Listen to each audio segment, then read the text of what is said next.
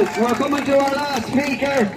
She's a lady barrister at law, I should mention, maybe not. She can do that one herself. She's travelled all the way from County Kerry. 5.5, 6 hours in the car. Evening with her.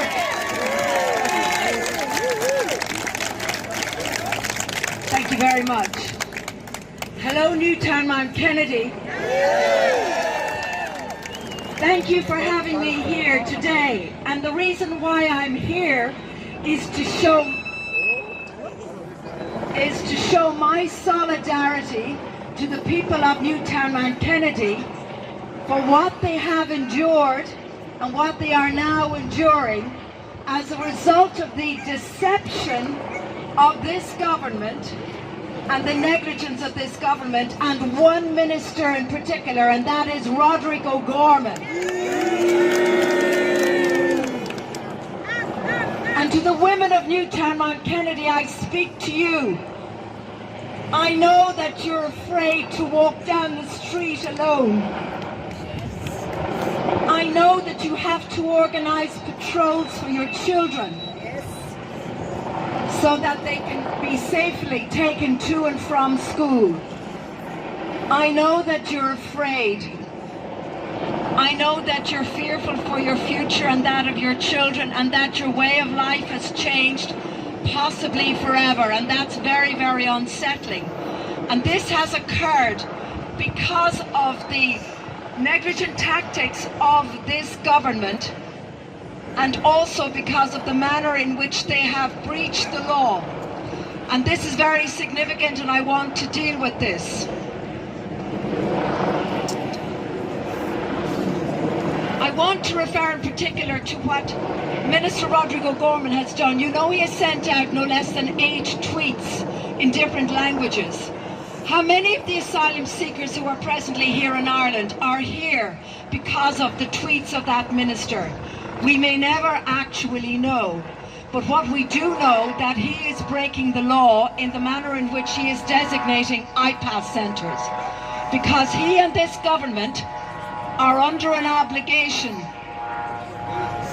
with regard to the regulations concerning the designation of IPAS centres to deal with 2 issues in particular which are relevant to all of you here in Newtown, Mount Kennedy, and that relates to public interest and public order.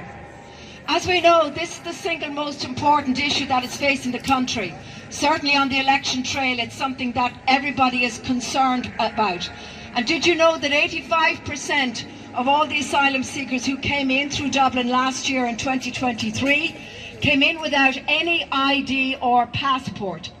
So we have no idea who these people are, where they came from, what their country of origin is. We do not know if they even have a criminal record, but we do know that the Minister for Justice lied when she said that they do have criminal checks on these people. How could they have criminal checks on these people when they don't know who they are or where they came from or what their date of birth is? And that is the reason why these issues of public order and public interest cannot be satisfied or fulfilled when the government, and in particular the Department of Integration, tries to designate IPAS centres. It's for this reason, and this is extremely important. And what this government are doing is putting the health and the welfare and the safety of all its citizens at risk by continuing with this negligent policy. And in particular the people of Newtown, Mount Kennedy, I might add, but you know that better than anybody.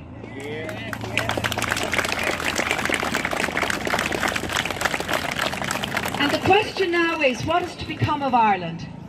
Are we going to head in the same direction as Sweden?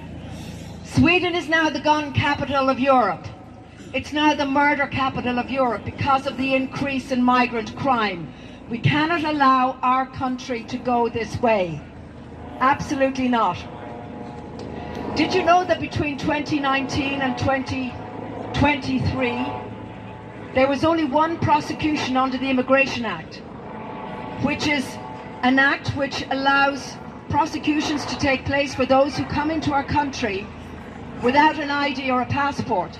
But this legislation was not being used by the government, even though it was available. There was only one prosecution and there was no conviction during that time, and I'm sure you will agree that simply was not good enough.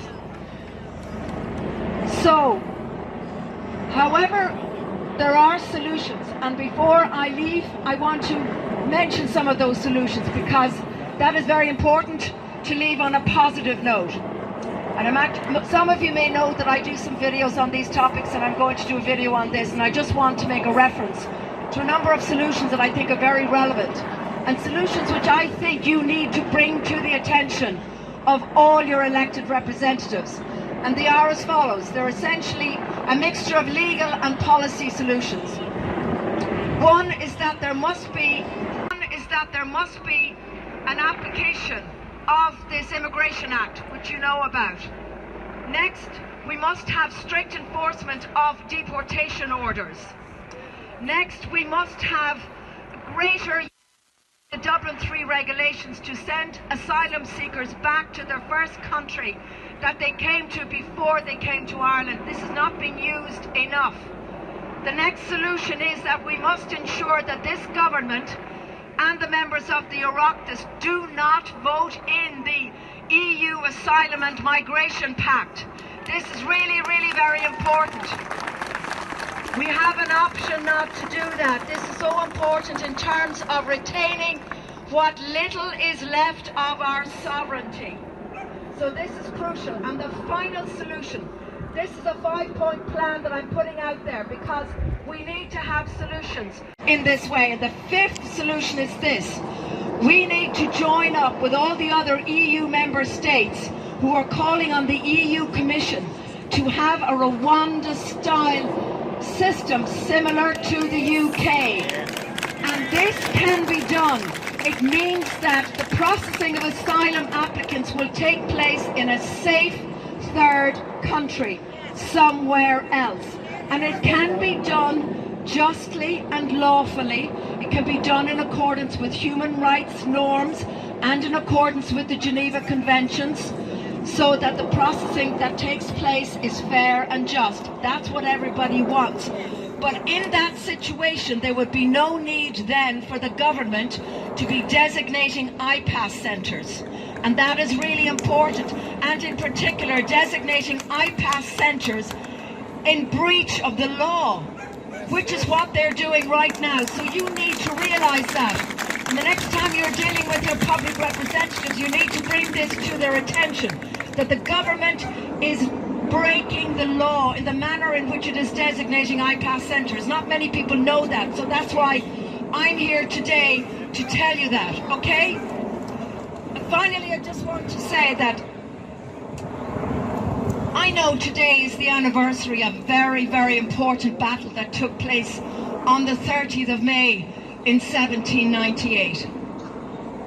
And back then people fought with pikes, and today we're fighting with politics.